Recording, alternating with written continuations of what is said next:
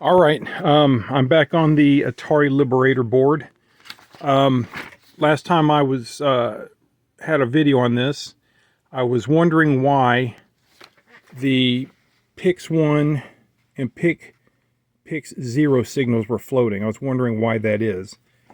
This is a tristatable guy, and this bit MO is not going active ever that I can tell, or the X chord or Y chord. So those signals come from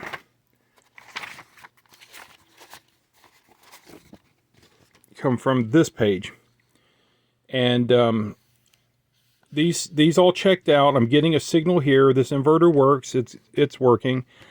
This guy here, not sure. One of these pins, I believe it's pin 4, does toggle once. The other two do not toggle. These are active like crazy, and this is available, or this whole device becomes active a number of times, but only pin 4 changes. So I'm going to try replacing this next to see what happens. But what has happened since the last time I had a video, I wondered about this PROM.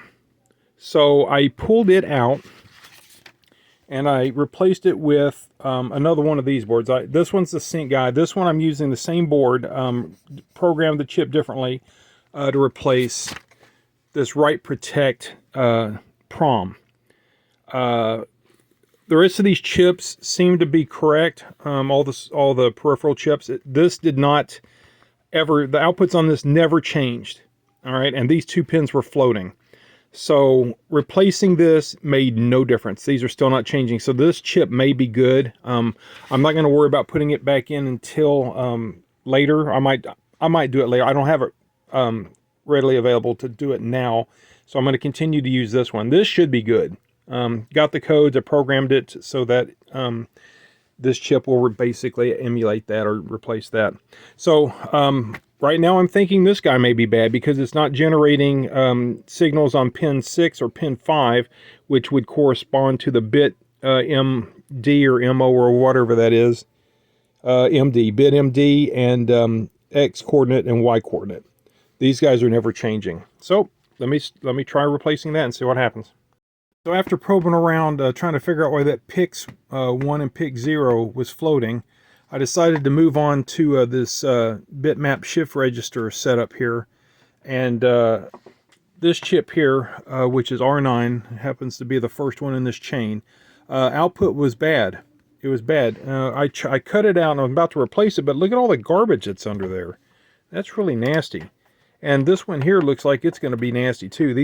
Both of these look like they're going to be nasty under there.